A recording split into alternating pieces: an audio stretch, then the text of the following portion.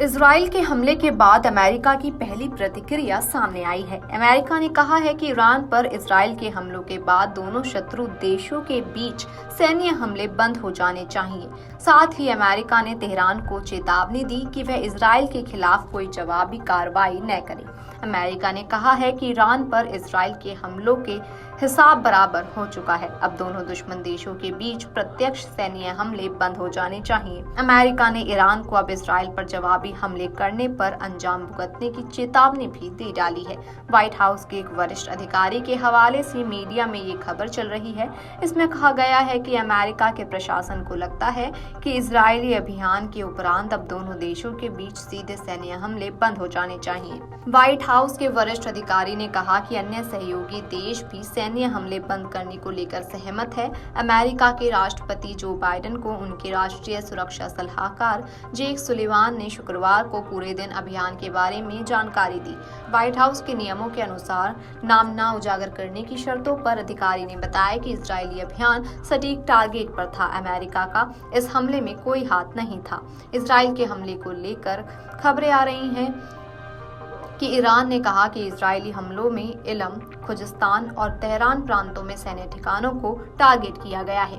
Israel के हमलों में सीमित क्षति हुई है। ईरान के सशस्त्र बलों का यह बयान सरकारी टेलीविजन चैनल पर दिखाया गया है, जिसमें नुकसान से जुड़ी कोई तस्वीर नहीं दिखाई गई। इजराइल द्वारा ईरान पर किए गए हमले के बाद इराक में भी इसका खौफ देखा जा रहा है। इराक के परिवहन मंत्रालय ने अगले आदेश तक देश के सभी हवाई अड्डों पर हवाई यातायात को निलंबित करने की घोषणा की है। इससे पहले लेबनानी समाचार के अनुसार इराक में उसके संवाददाता ने दियाला और सलाह अल-दीन प्रांतों के बाहरी इलाकों में विस्फोटों की सूचना दी।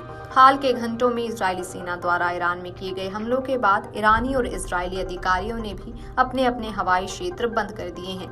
इस बीच इजरायली प्रधानमंत्री बेंजामिन नेतन्याहू के ऑफिस ने भी एक फोटो जारी किया है। इस फोटो में एक बंकर में रक्षा मंत्री और आईडीएफ के जनरलों के साथ मीटिंग कर रहे हैं।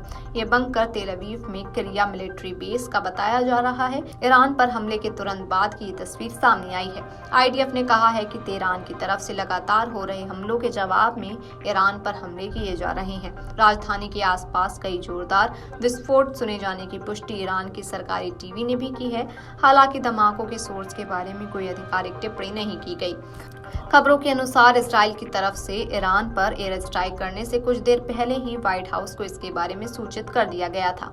अधिकारी ने कहा कि इजरायली ऑपरेशन में अमेरिका की कोई भागीदारी नहीं है। ईरान पर हमले को लेकर अमेरिका ने भी तुरंत प्रतिक्रिया देते हुए मीडिया रिपोर्ट्स में दावा किया है कि ईरान पर हमले से कुछ क्षण पहले इजराइल ने इसकी जानकारी अमेरिका को दी थी।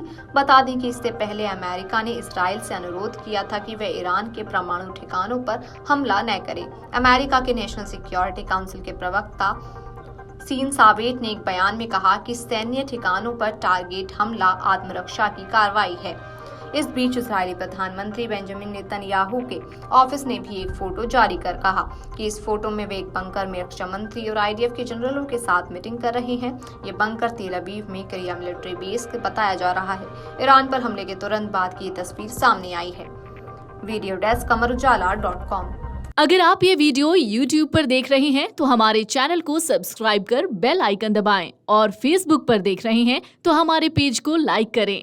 8 मिलियन प्लस सब्सक्राइबर, आपके इस भरोसे के लिए बहुत धन्यवाद। अगर आप ये वीडियो YouTube पर देख रहे हैं तो हमारे चैनल को सब्सक्राइब कर बेल आइकन दबाएं और Facebook पर देख रहे हैं तो हमारे पेज को लाइक करें। 8 मिलियन प्लस सब्सक्राइबर, आपके इस भरोसे के लिए बहुत धन्यवाद।